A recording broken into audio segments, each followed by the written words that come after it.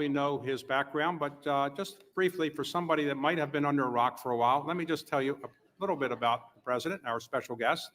He was elected to the United States Senate in 1972 at the age of 29. You have to be 30 to be a senator, but he was sworn in after he turned 30 years old, and then served the United States Senate for 36 years. And he rose up to be the chairman of the Senate Judiciary Committee and then later the Senate Foreign Relations Committee. And then when Barack Obama was selecting a vice president, he asked Joe Biden to serve as his vice president. He served 2 terms as vice president. And then in 2020, he ran for president of the United States and was elected, defeating the incumbent president. And I've known Joe Biden for a long time. And I would say first came to know him when he was the first senator, sitting senator, to endorse my then boss, Jimmy Carter, for president of the United States. Carter was running for president in 1976, and his first Senate endorsement was from Joe Biden. And they retained a close relationship, and I've retained a close friendship with him for a number of years. I'm honored to call him a friend, and it's my great honor to introduce now the 46th President of the United States, Joe Biden.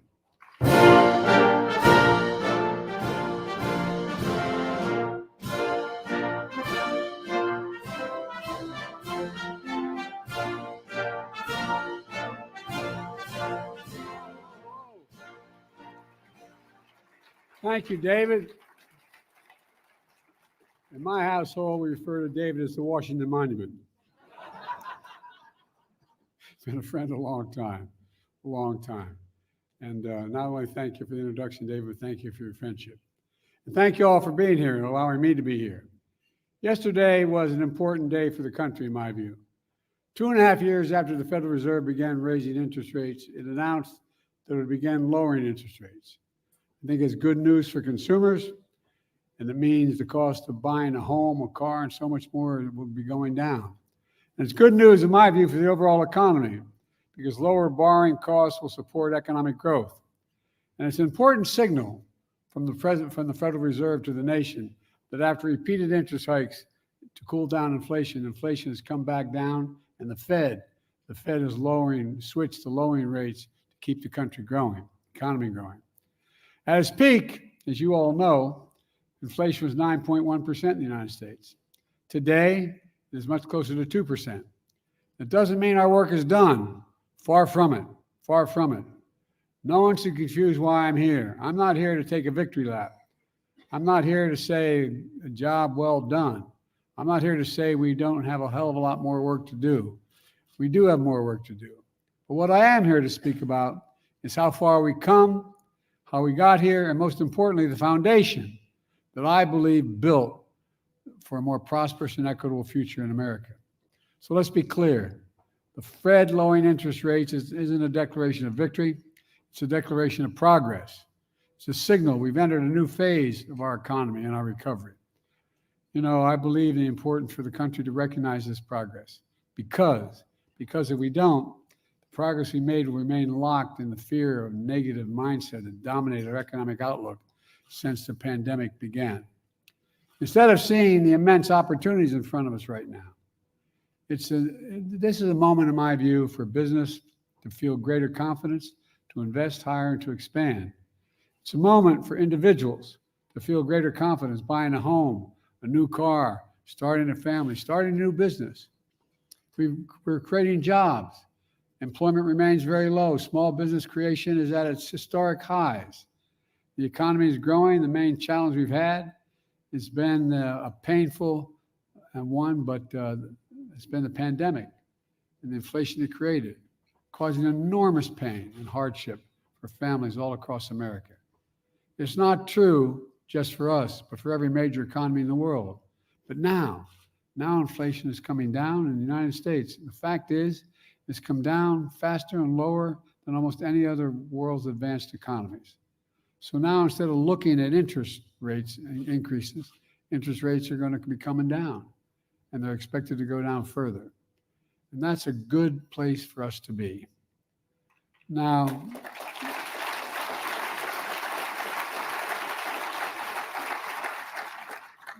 a lot of people, as you all know, maybe you know a few, thought we'd never get here.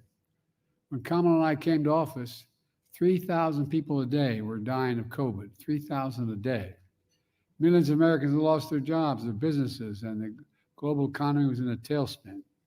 4 years ago, we inherited the worst pandemic in a century, the worst economic crisis since the Great Depression. In fact, my predecessor was one of just two presidents in American history who left office with fewer jobs than the day he came to office. The other, Herbert Hoover. When I came to office, there was no real plan in place, no plan to deal with the pandemic, no plan to get the economy back on its feet, nothing, virtually nothing. In fact, the nonpartisan Congressional Budget Office predicted we wouldn't see a full recovery until well after the end of my first term in office. But I refused to accept that, like many of you refused to accept it.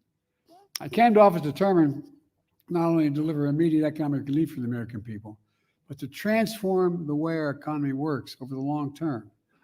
To write a new economic playbook, grow the economy from the middle out and the bottom up, not just the top down. Put workers first, support unions, and make sure workers have a bargaining clout they need to get a fair price to grow that pie. And after all, it's the productivity, they're the productivity baked into that pie, in my view. Leave no one behind. Foster fair competition. Invest in all of America and in all Americans. When we do things for the poor and they have a ladder up, the middle class does very well and the wealthy continue to do very well. We all do well, and we are doing well. Working families and the middle class are the center of the strong, equitable, and sustainable recovery. Here are the keys from the new playbook, in my view. Within the first 2 months in office, I signed the American Rescue Plan, one of the most significant economic recovery packages in our history. Not a single person on the other team, Republicans, voted for it. It delivered shots in the arm for vaccines to vaccinate the nation in one of the most sophisticated logistical operations in American history. I found it incredibly difficult to plan that. Without protecting our nation from COVID, our economic recovery would never have taken off. It also delivered immediate economic relief for those who needed it the most. An individual earning less than $75,000 a year received a $1,400 check. So a family of 5 earning less than $150,000 a year could receive as much as $7,000. And by the way, middle-class families like the one I grew up in, many of you grew up in, that is a game changer. That saved people's sense of being. It also prevented a wave of evictions, bankruptcies, and delinquencies and defaults that the previous crises weakened the recovery and left working families permanently further behind. I was determined to avoid what Secretary Yellen called the economic scarring that hurt so many Americans and left them behind in the past. We delivered essential funding to states and local governments to keep essential services moving, to keep teachers and first responders on the job, to keep small businesses open, and to build more housing. We also expanded the child tax credit to cut child poverty in half. With the Butch-Lewis Act, we took the most significant action in 50 years to protect the pensions of millions of union workers and retirees. Before we acted, workers faced cuts to their pensions. Now we're restoring the full amount of their pensions, including for workers who previously saw cuts. And there's so much more. But we also know the pandemic led to a surge in inflation all across America and the world, and the country, I should say. And the economy shut down and then opened back up in an unprecedented manner. Shipping had stalled, factories shut down. Inflation grew worse after Putin invaded Ukraine, which sent food prices skyrocketing, energy prices soaring around the world. So we immediately brought together business and labor to fix the problem of broken supply chains and unclog our ports, trucking networks, and shipping lines. Remember those massive cargo ships stuck outside the port of Los Angeles, delaying deliveries and driving up prices during the holiday season? Remember that? Remember the shortage of baby formula and the crisis that caused? Well, we got supply chains back to normal. When we did that, inflation began to ease. Doesn't solve, but ease. I also rallied our allies to stand against Putin's aggression. In the beginning, there wasn't a whole lot of support for that. I warned them all. I got clearance from the intelligence community to let them know when he was going to invade. They didn't believe it was going to happen.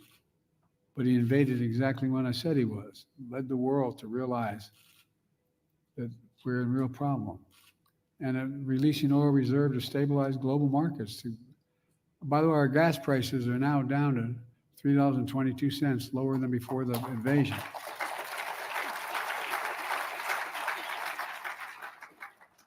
And $3, below $3 a gallon in 14 states, including Delaware.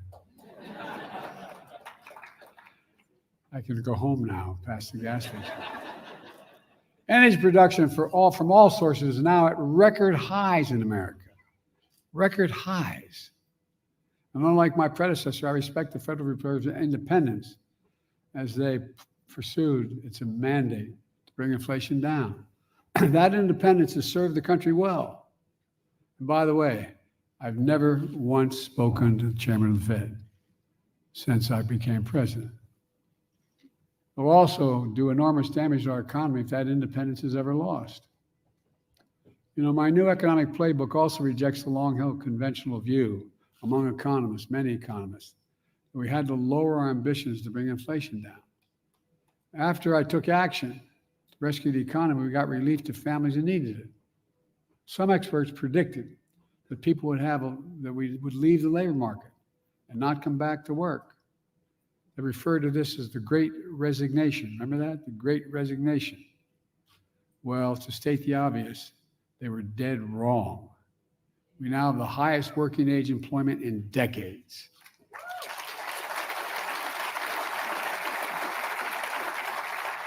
Other critics said it would take the loss of millions of American jobs and a decline in real wages, and yes, the recession to get inflation back down.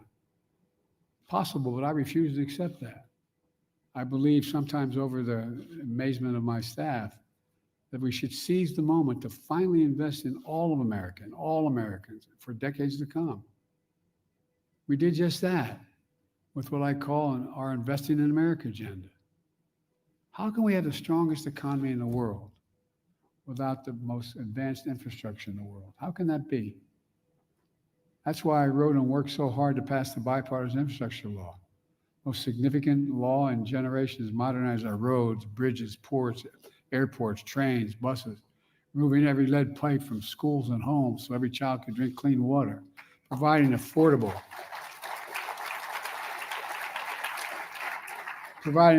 high-speed internet for every American, no matter where they live, not unlike what Franklin Roosevelt did. Remember what he did?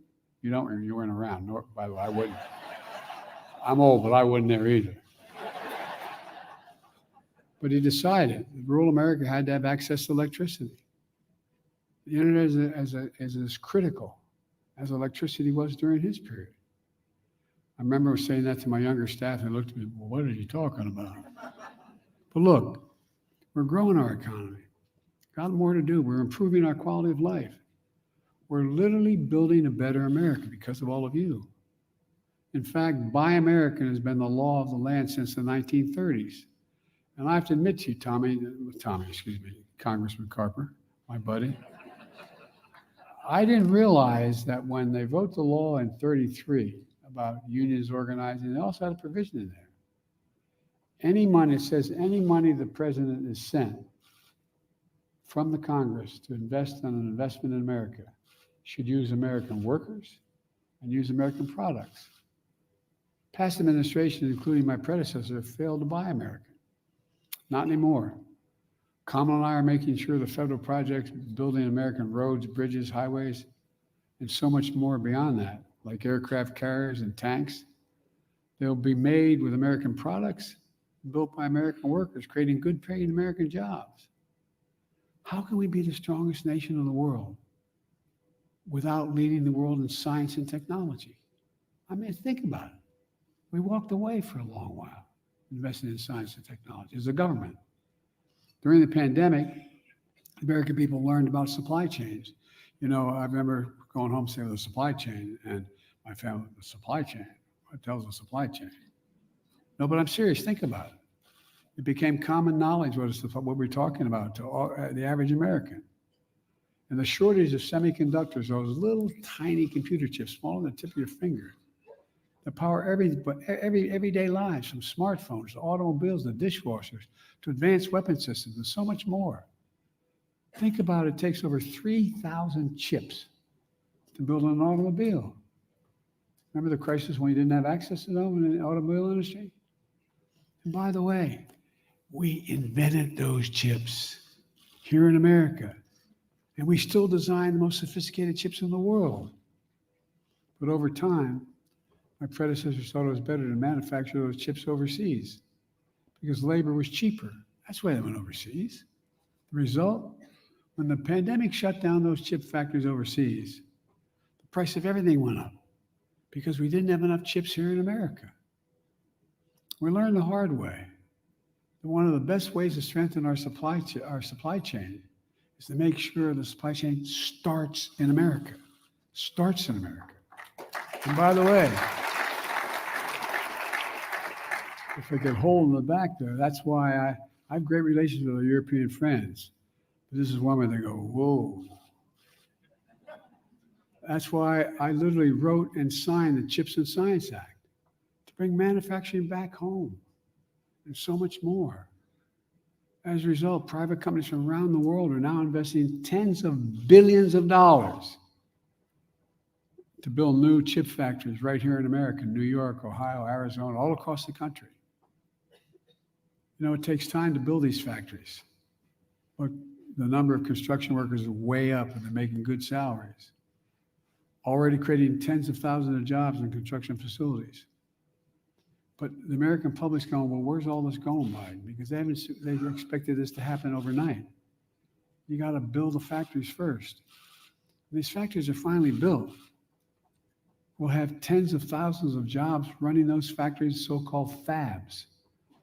As you all know, this is one audience I want to explain to. These fabs are bigger than football fields. Creating jobs that are going to pay over $100,000 a year, and you don't need a college degree. And it's going to generate such economic growth with the one outside of Columbus, Ohio, 1,000 acres. I call it a field of dreams. The old playbook was to go abroad, the cheapest labor, export American jobs, import foreign products. Our new playbook is we export American products and create American jobs right here in America where they belong. But that's not all. I wrote and signed the law, the Inflation Reduction Act, the most significant climate law ever anywhere in the history of the world. When I say I wrote, I actually did write some of this, my daughter would say, with my own paw. Skeptics told me we couldn't get it done, remember? We couldn't get this done. There was no possibility of this. There wasn't a consensus. And if we did it, it would be too late and too little. But we did it with your help. $369 billion for climate and clean energy. More than ever happened in the history of the world. Not a single one of the opposition Republican friends voted for it. It took Vice President Harris to cast a tie-breaking vote in the Senate. The Inflation Reduction Act. It's going to help cut carbon emissions in half by 2030. We're well on the way, including, well, I won't go into it all, and creating hundreds of thousands of good-paying clean energy jobs for American workers. We set up a climate corps, just like the Peace Corps. It's going to, you watch what happens with that. Lower energy costs for families with tax credits, to install rooftop solar and efficient energy appliances, to weatherize your windows and doors with high-tech insulation, more efficient heating and cooling systems, get a tax credit for doing it and grow employment and grow the economy. And so much more. And again, many of you are doing it. You're the ones doing it. Are creating these good-paying jobs. The Inflation Reduction Act also focused on lowering costs for prescription drugs. There was a law in America that I fought like hell as a senator, and a lot of others who did for a long, long time, to change the law. The only agency that could not negotiate prices was Medicare. For years, many other members of Congress fought for decades to change that and give Medicare the power to negotiate lower drug prices, like the VA was able to negotiate drug prices for veterans. Well, with the Inflation Reduction Act, we finally beat Big Pharma. And we finally gave Medicare the power to negotiate lower prescription drug prices. And now, Millions of seniors have diabetes, as one example. But now instead of paying up to $400 a month for that insulin, for their diabetes, they're only paying $35 a month. $35. And they're still making a hell of a profit, by the way. You know how much it costs to make that insulin? $10. T-E-N dollars. $10. Package the whole thing and get up to $13. By the way, if I had Air Force One sitting out there, I could get you in a plane and take you anywhere in the world, any major capital. Whatever prescription you have, I can get it for you cheaper in Toronto, London, Berlin, Rome, anywhere around the world. But it's just beginning. The same law says that starting this January, we don't have to obtain any new changes with the law, the existing law. Every senior's total prescription drug costs will be capped at $2,000 a year, no matter how expensive their drugs are. Even expensive cancer drugs that cost $10,000, $12,000, $14,000 a year. These reforms don't just save seniors money, but equally important, they save every American taxpayer money. Just so far, these reforms will save American taxpayers $160 billion over the next decade because Medicare won't have to spend that anymore. And by the way, that weight loss medicine is just getting going, man, that debate. Watch. All told, we're proving that we can bring down inflation while safeguarding hard-won gains in jobs and real wages in American workers. Today, a record 16 million jobs created, more than any other single presidential term. When I took office, more than 2 million women left the workforce due to the pandemic. If you listen to these other guys, they think women don't want to work. They don't know women in America. Oh, I'm serious. Watch. Watch, watch, watch. And speaking of watches, on my watch, we reversed the loss. We actually increased the number of women working by an additional 2 million women in the workforce. And by the way, we have the highest share of working age women on jobs since 1948. We started to keep track that back then. With wages up, incomes up for women workers, we've always believed women should be paid equally for equal work, and there's not a single damn job a woman can't do that a man can do, including being president of the United States of America.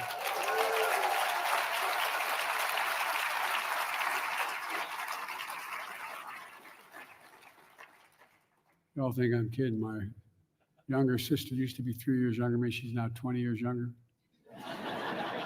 Went to the same university, took the same courses. She graduated honors. I graduated. She's the one who should be. Anyway, 19 million people have applied to start new businesses. That's a record. And here's the thing about those new businesses. Every application to start a new business is an act of hope. It's an act of optimism, hope. More Americans have health insurance than ever before, and I don't think that should be something we should sneeze at. Everyone deserves basic health care. The racial wealth gap is the smallest in 20 years.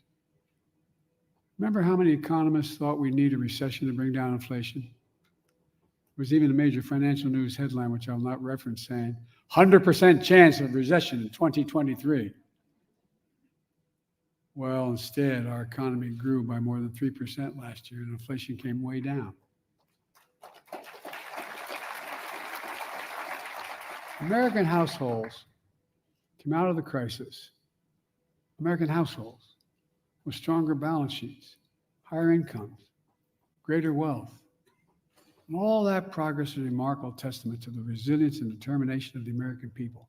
They're the one, determination of American workers, of American entrepreneurs like all of you, American business is in stark contrast to my predecessor's record. His failure in handling the pandemic led to hundreds of thousands of Americans dying because of COVID.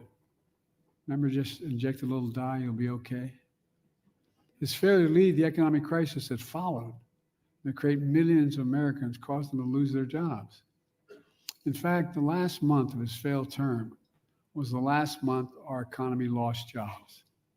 On my watch, the economy has created jobs every single month for nearly 4 years. Because of you. My predecessor enacted a $2 trillion tax cut that made overwhelmingly benefited the very wealthy and the biggest corporations. Made you feel good, I'm sure. But guess what? We don't have to hurt corporations. We don't have to. I come from the corporate state of the world. For 36 years, I represented the state, Tom and I, that have more corporations incorporated in Delaware than every other nation in the United States of America, every other state in the nation, the entire nation, in the state of Delaware. But what do his policies do? Increase the federal deficit significantly, more than any other previous presidential term. And the federal deficit went up every single year of his presidency and left office with the largest annual deficit in American history, $3 trillion. And now, he not only would give another $5 trillion tax cut for the very wealthy and the biggest corporations, he wants a new sales tax on imported goods, food, gasoline, clothing, and more. As most of you know, such policies would cost the average American family nearly $4,000 a year. And he and his allies say they support workers in the middle class. Give me a break. On my watch, we created over 700,000 manufacturing jobs.